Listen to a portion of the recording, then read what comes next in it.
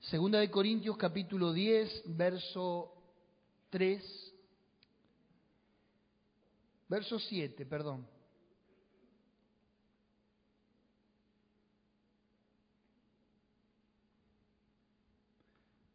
Verso 7.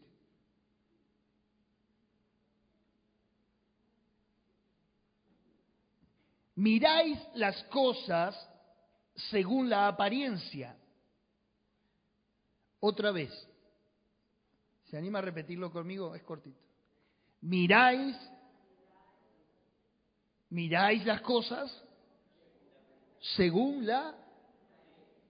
Otra vez. Miráis las cosas según la apariencia. Y estamos en el mes de ayuno y de oración. Y de una forma muy casual, lunes y martes fue festividad judía. ¿Cuántos sabían esto? Entramos según el calendario, no el nuestro greco-romano, sino en el calendario hebreo, en el año 5777. Y a nuestra sorpresa, cuando miramos con mi esposa el año judío y la declaración que ellos tienen bajo este nuevo año, ¿sabe qué es? El año de la cosecha. ¿Cuántos pueden decir amén? Yo quiero ese año para mí. Levante su mano y diga, el año de la cosecha. Este tiene que ser mi año, dígalo, créalo.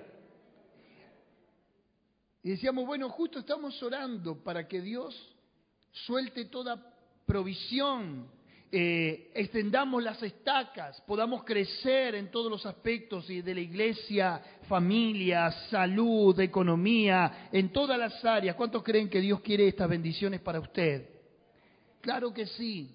Jesucristo dijo, yo he venido para que tengan vida y para que la tengan en abundancia. Juan capítulo 10, verso 10. Pero dice la segunda parte del texto, el diablo o el ladrón no vino sino para hurtar, matar y destruir. Jesucristo vino para darnos vida y vida en abundancia. El diablo vino para hacer lo antagónico, lo opuesto, lo contrario. Vino para hacernos miserable la vida. Y las bendiciones están, hermanos queridos. Pero cuando Jesucristo nos enseña el Padre Nuestro, la oración comienza diciendo, venga a nosotros tu reino. Y es un reino que viene a tomar posesión de un reino que ya está establecido. El reino que está establecido en el mundo es el reino de las tinieblas. Es un reino con un título de propiedad usurpado.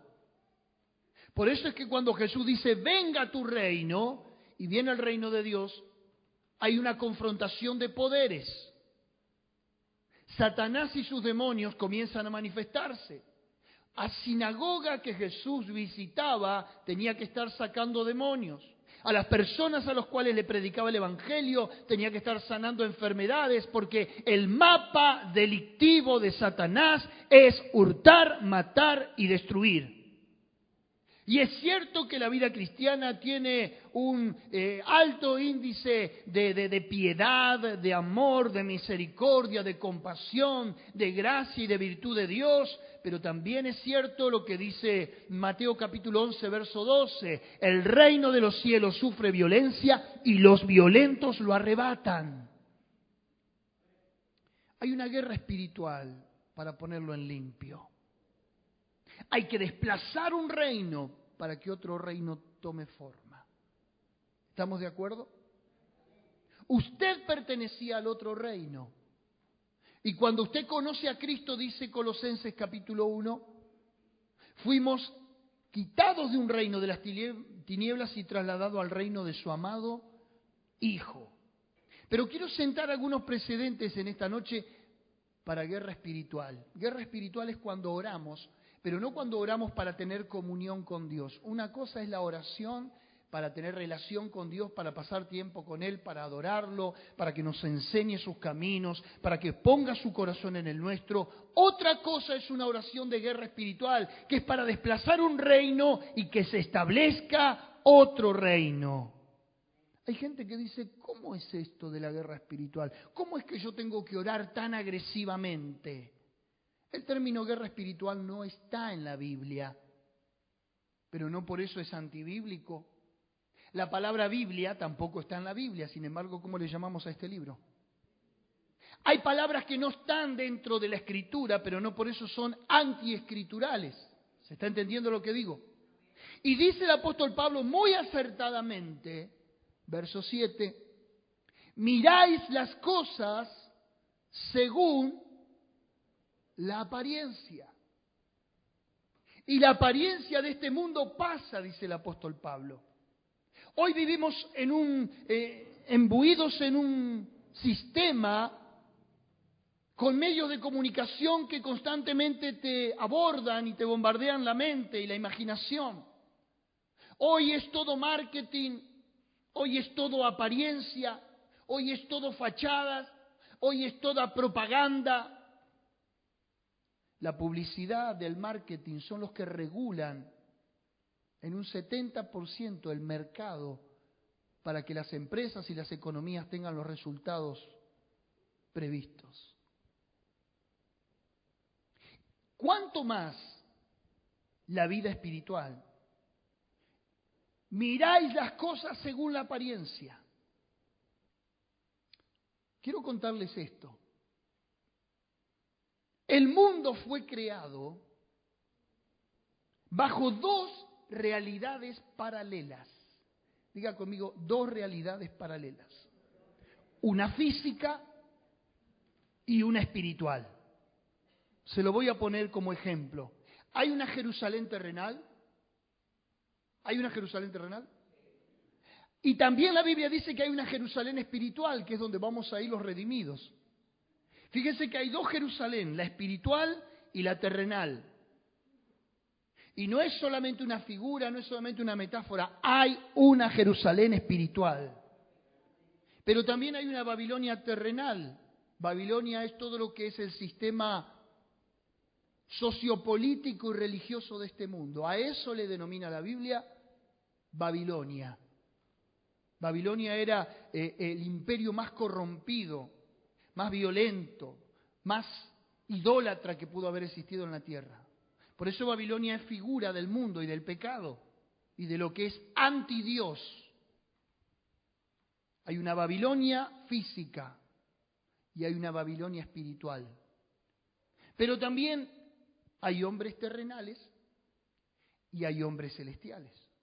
Cuando Dios crea todas las cosas, las crea en dos paralelos: lo natural y lo sobrenatural, lo físico y lo espiritual.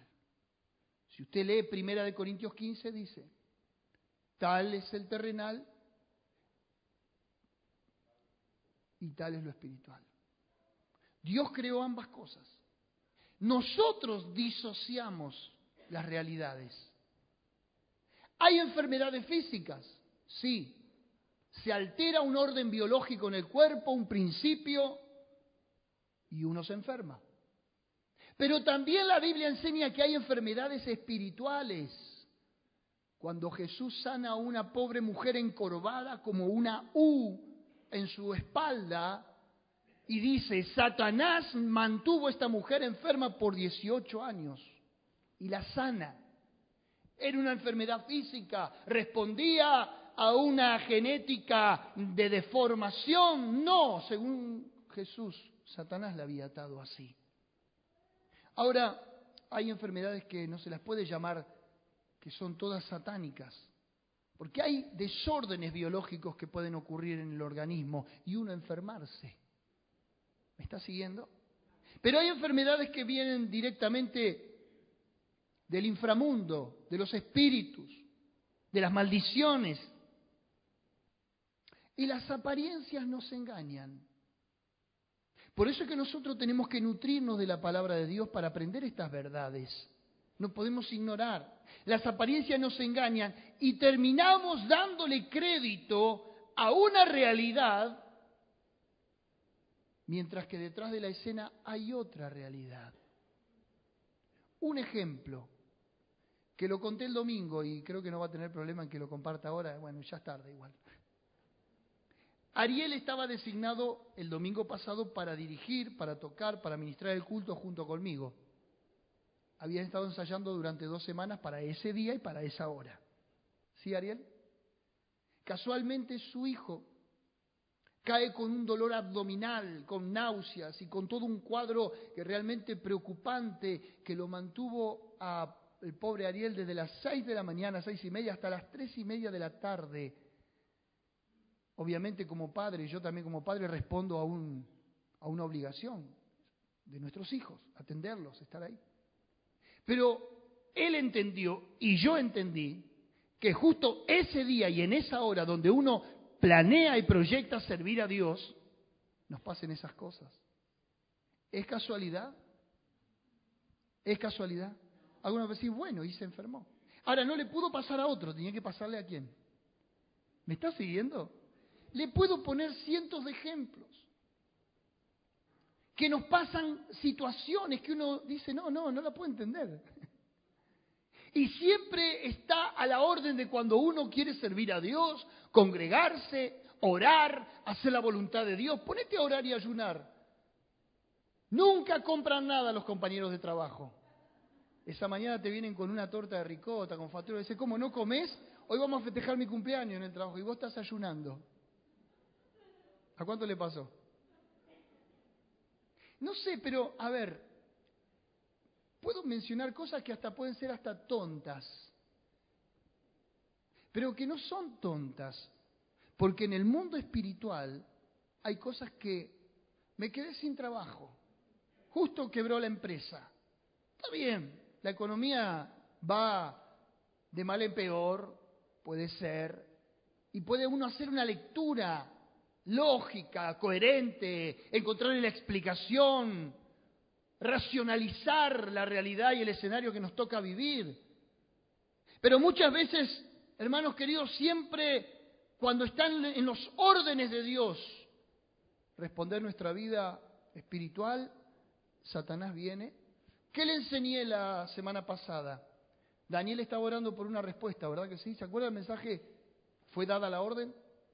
Él se pone a ayunar, se pone a orar y Dios le dice a través del ángel, ya ha sido dada la orden. Y Daniel estaba abajo y decía, ¿y qué pasa que no viene mi petición? El príncipe de Persia se me opuso durante 21 días, dijo el ángel. Yo iba con la respuesta, yo iba con la petición en mano, yo iba a cumplir la promesa, pero hubo un embate espiritual en el cielo que detuvo la respuesta. A lo cual Daniel siguió persistiendo y recibió lo que Dios le había prometido. ¿Está entendiendo lo que le digo? Ahora, nosotros damos crédito a una cosa, mientras que no nos ocupamos de ver qué hay detrás de la escena, o cuál es la mano macabra, invisible que está tejiendo las realidades. Recuerde que Satanás es un ángel con miles de años de negra experiencia. Es por eso, hermanos queridos, que no podemos dar una baldosa de ventaja. Lo tenemos que mantener a raya, al límite. El otro día le dije a un hermano, tenelo a Satanás como teníamos el perro malo de mi casa con la correa corta. No podía morder a nadie. Ladraba, pero más de ahí no podía ir. Así hay que tenerlo a Satanás. Decía de al lado, tenía a Satanás con la cadena corta. Ahora, una advertencia.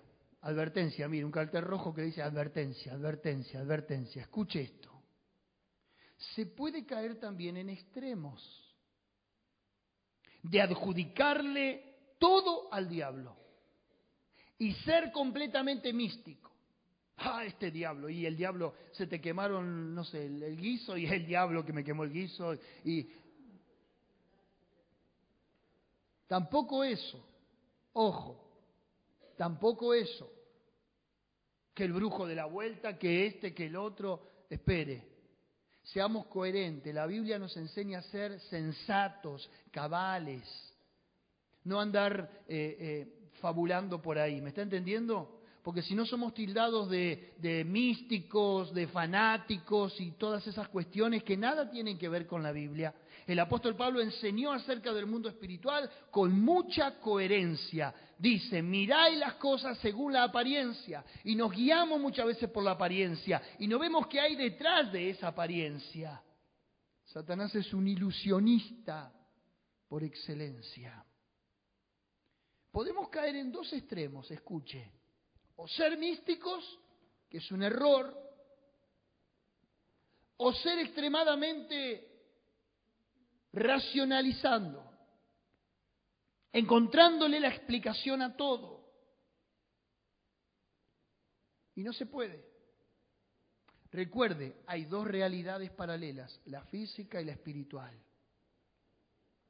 El apóstol Pablo dice en el capítulo 10, verso 3, ahora sí, pues aunque andamos en la carne, no militamos según la carne. Pues aunque andamos en la carne, no militamos según la carne. Estamos en este cuerpo, dice el apóstol Pablo. Pero nuestro desenvolvimiento, nuestro desarrollo, no está de acuerdo a los designios de la carne. Carne es todo aquello que tenga que ver en una conexión directa con lo terrenal. Pasiones, deseos desordenados, apetitos de la carne, una mente bajo el sistema de la incredulidad y demás. Operamos en dos dimensiones, según este texto. Tierra y aire. Nos faltaría el agua y somos los Navy SEALs, los infantes de la Marina norteamericana. Por ahora somos tierra y aire. Estamos aquí abajo, somos iguales a cualquier ciudadano, a cualquier persona, pero tenemos un sexto sentido desarrollado, la vida espiritual. Ese sexto sentido, o esa quinta ley que no nos enseñaron en el secundario, nos enseñaron el reino mineral, el reino vegetal, y etcétera, etcétera, pero nunca nos enseñaron el reino espiritual al cual también pertenecemos y procedemos de ahí. Operamos en dos dimensiones, en ambas naturalezas. Por eso es que no nos podemos conformar de acuerdo solamente a lo que vemos, oímos aquí en esta tierra. La Biblia dice, por fe andamos. No mirando nosotros las cosas que se ven. Porque las cosas que se ven son temporales, pero las que no se ven son eternas. Y para militar en el Evangelio, no podemos prescindir de este conocimiento. Dice el apóstol Pablo, verso 4, sígame por favor, dice, aunque andamos en la carne, nos pueden pasar cosas en nuestra vida cotidiana, según la carne, enfermarnos, vivir en una situación de crisis, deprimirnos, que nos pasen cosas determinadas. Andamos en la carne, pero no militamos. Ese militar tiene que ver con una función de soldado, de guerrero, de luchador. Verso 4. Porque las armas de nuestra milicia no son carnales, sino poderosas en Dios. Diga conmigo, tenemos armas. Esta batalla se pelea con armas. Y Dios nos dio armas. No es que Dios pelea todo por nosotros, Dios nos dio armas. ¿Cuántos sabían esto? Avive al de al lado, dígale, Dios te dio armas. Si hay algo que a mí no me gusta mucho es cuando la gente constantemente te dice, ay, ora por mí por esto, ay, ora por mí por aquello. Ora vos. Sí voy a orar, te voy a cubrir, te voy a apoyar, pero una cosa es delegar la responsabilidad que uno tiene sobre el otro y otra cosa es decir, mira, estoy orando por esto, ¿me acompañás en oración? ¿Me ayudás a sobrellevar esta carga? ¿Conoce gente que todo el día le pide oración pero jamás lo ve en la iglesia? ¿Conoce? El día que Dios respondió usted ni se enteró. ¿Conoce gente así? Esos son los que viven de aceite prestado. ¿Vio la parábola de las 10 vírgenes, Mateo capítulo 25? Dadnos de vuestro aceite porque no podemos ir a comprar. Y ella dijo, no, si le damos a ustedes nosotros nos quedamos sin el aceite. No se puede vivir del aceite prestado. Cada uno tiene que tener su reserva. Cada uno tiene que tener lo suficiente para la vida espiritual. No estoy diciendo que no oremos los unos por los otros, no diga ahora que soy un pastor despiadado. Lo que estoy diciendo es que tenemos armas y todos tenemos por igual. Y Dios no le ha sido negado nada a nadie. Dios, para ponernos en esta lucha, para ponernos en la victoria, nos ha provisto de todas las armas para que tengamos la victoria en el nombre de Jesús. Ahora, esas armas son poderosas. Y esa expresión me apasiona. Son armas poderosas. Entonces, ¿por qué vivimos como vivimos si tenemos armas poderosas? Y parece que Satanás no tiene a los cachetazos. Porque son poderosas no en nosotros mismos, no en nuestra elocuencia, no en nuestra capacidad operativa en la vida, no en cómo nos podemos manejar, no en nuestra sabiduría humana, no en las virtudes que podamos poseer propiamente nosotros como hombres, sino que son poderosas en, diga conmigo, en Dios. Fuera de Dios no hay armas poderosas. Las armas se potencian en Dios porque fuera de Dios no hay poder y porque Él es la fuente de todo poder. Amén, amén y amén. Ahora, si tenemos armas poderosas, usémoslas. Una de ellas es la oración. Cuando Hitler venía a invadir Inglaterra, la reina pidió oración y todas las iglesias protestantes, en su gran mayoría metodistas y anglicanas, se pusieron a orar. Es cierto, Londres fue bombardeado por los aviones nazis, pero podría haber quedado devastada en su totalidad como otras naciones en la Segunda Guerra Mundial. Cuando los ejércitos alemanes se conducían hacia Inglaterra, hacia Londres, dice que una bruma que no se pueden explicar de dónde brotó de la tierra e hizo que los ejércitos y las legiones nazis tuvieran que vararse y quedarse en el camino y nunca pudieron llegar a combatir Londres. Entonces la reina dijo, le temo más a un puñado de hombres orando que a un ejército de soldados. Son poderosas estas armas en Dios. Y va a mencionar el apóstol Pablo alguna de ellas. Por lo menos 4 armas nos menciona aquí. ¿Las quiere? ¿Cuántos la quieren empuñar? ¿Seguro? Ahí va la primera. Dice, verso 4, las armas de nuestra milicia no son carnales, sino poderosas en Dios, para la destrucción de fortalezas. Primero, destrucción. Repítalo conmigo. Tengo armas para destruir. No destruir cualquier cosa.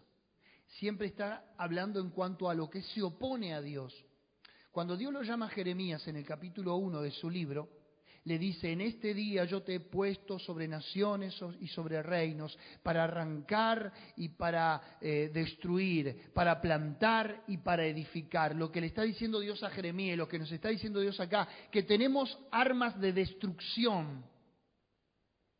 ¿Pero para qué? Para destruir, ¿qué cosa? fortalezas. En el original no es tan agresiva la palabra de destruir, sino que se refiere a arrancar algo que está siendo una oposición o un impedimento. Diga conmigo, tengo un arma que es la de arrancar. ¿Qué cosa?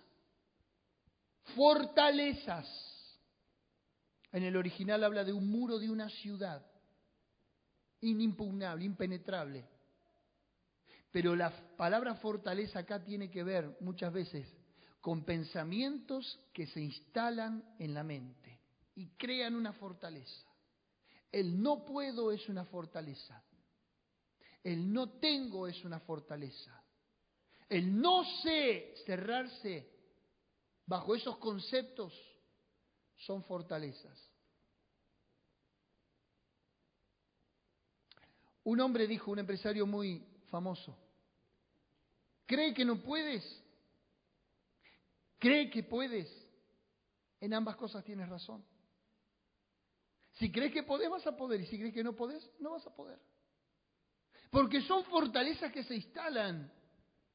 Y respondemos a un nervio central y a todo un sistema de nuestro cerebro y nuestra mente que se estimula y se nutre de lo que pensamos. Por eso las llamadas enfermedades psicosomáticas, que no se le encuentra la explicación, me duele, pero no tenés nada, pero me duele, y la persona se enferma y la persona padece los síntomas imaginarios porque somatiza un dolor que no está en el cuerpo, pero que tarde o temprano el estímulo de las hormonas, que son las que mandan la información, terminarán creando esa realidad en el organismo. ¿Hay alguien ahí? Está dicho por los médicos. Eso es una fortaleza. Entonces dice Pablo, tenemos armas para arrancar. Diga conmigo, tengo que arrancar.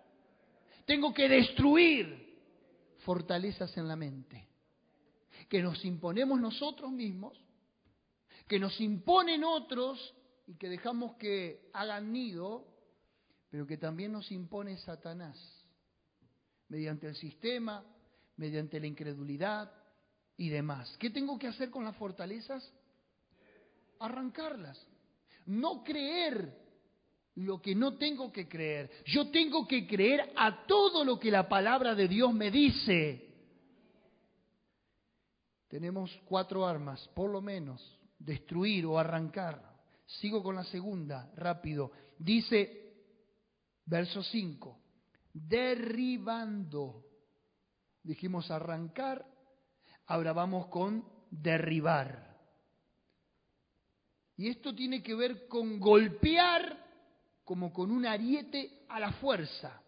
El otro día vi como el GEOF o algo así de las fuerzas estas de la policía especiales entraron para dar golpe a un lugar donde estaba operando el narcotráfico. Y en un allanamiento en la madrugada entraron y tiraron la puerta abajo y vi un elemento que ellos tenían. Era como un caño de fierro con unas manijas, hicieron ¡plá! Y volaron la cerradura, la puerta, todo eso es un ariete. Y cuando está hablando aquí de derribar, se está refiriendo a un ariete que se utilizaba en la Edad Media a modo de tronco también para derribar las puertas de una ciudad. ¿Sabe qué tiene que hacer usted con los pensamientos o contra todo lo que Satanás le ponga delante a usted, a su familia, a su salud o a lo que fuere? Dar un golpe para derribar esa potestad demoníaca. Ahora estamos orando con más fuerza. Ahora ya no somos esos gatitos que vamos a la presencia de Dios a maullar. Somos esos leones que rugimos ante el trono de Dios.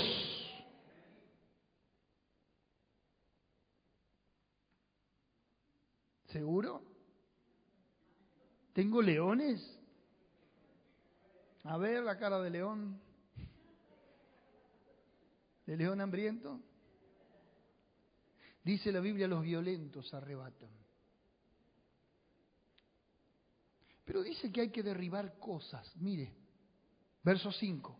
Derribando argumentos y toda altivez que se levanta contra el conocimiento de Dios. Argumentos. Lo voy a explicar de esta manera cómo funciona en el mundo espiritual la guerra. ¿Cómo funciona una batalla y una guerra en una corte? Cuando estoy hablando de corte, estoy hablando de un lugar donde se opera la jurisprudencia, donde hay un debate, donde hay un juicio, donde hay un juez que tiene que dictaminar un fallo, donde hay abogados, donde cada uno esgrime su argumento. ¿Bajo qué concepto se pelea en una corte? ¿Cuáles son las armas a esgrimir? ¿El puño? ¿La violencia física?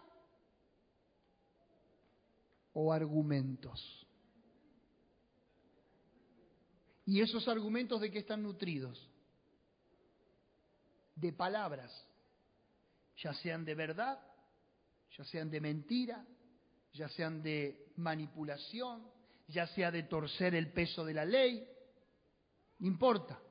¿Cómo es la batalla en una corte? Argumento va, argumento viene. Argumento va, argumento viene. El juez es el que pone la balanza en equilibrio. El que dice quién habla y el que dice quién calla. El que dice qué argumento tiene más peso y cuál argumento cayó por tierra. Eso es así en el mundo espiritual. Por eso es que hay gente que no entiende este nuevo lenguaje que muchas veces utilizan los profetas o los apóstoles de decir, decreto esto, decreto aquello. No es que se trata de que uno esté decretando cosas, sino que el decreto significa algo que ya está establecido dentro del marco de la ley. Y todas las palabras de Dios son decretos. Muchas de ellas, conceptos que son inamovibles. Una promesa de Dios no se puede mover. Es algo que ya tiene fin, que ya Dios le ha dado el ok, por decirlo de algún modo, que ya Dios ha establecido. Ahora, cuidado cuando se usan decretos. Uno puede decir, decreto tal cosa. Oiga, amigo, si ese decreto está alineado al cielo y está bajo la voluntad de Dios, va a tener su cumplimiento eficaz. Si no, va a ser palabras nada más que digan al viento. La gente decreta y decreta y decreto que me va a ir bien y decreto mi economía y decreto mi salud. Tranquilo, si el decreto está alineado al cielo, eso es una ley inquebrantable y tendrá su cumplimiento. Pero no hay que tomar a la ligera, porque el mundo espiritual se maneja por argumentos. Fíjese que cuando Satanás viene a tentarlo a Jesús, él no lo viene a tentar con sus propias palabras, él lo tienta con la palabra de Dios, torcida, manipulada, adulterada, como quiera, pero le está presentando un argumento que puede ser puesto hasta en tela de juicio bajo el rigor de la naturaleza humana con la que estaba Jesús. Cuando el diablo nos agarra en crisis, nos agarra débiles, nos agarra en nuestros puntos vulnerables, nosotros hasta a veces dudamos de las cosas que Dios nos dice. ¿Hay alguien ahí? Derribando argumentos. ¿Pero qué tipo de argumentos? Todas las mentiras que se levantan. San Juan capítulo 6, verso 33, si no me equivoco, dice, y conoceréis la verdad, y la verdad te hará. ¿Pero qué verdad? No mi verdad, no la verdad que podamos asentir, sino la verdad de la palabra de Dios. Ese es el argumento. Ese es el argumento de Dios, nuestro argumento, frente al argumento de Satanás. Primero dijimos arrancar, segundo, derribar, tercero, está en el versículo 5, derribando argumentos y toda altivez que se levanta contra el conocimiento de Dios y llevando cautivo todo pensamiento a la obediencia a Cristo. Fíjense que el campo de batalla es todo aquí, argumentos, aquí, fortalezas, aquí. Porque la mente es el campo de batalla de Satanás. Y dice llevando cautivo, amarrar a alguien, dejarlo inoperante. Así era como se ataban a los prisioneros de guerra. Lo mismo tiene que hacer usted con un pensamiento contrario a la palabra o a la voluntad de Dios.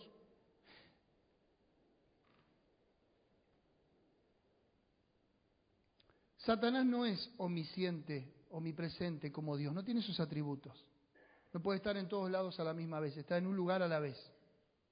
Pero tiene su amplio ejército y su servicio de inteligencia bien armado y bien establecidos.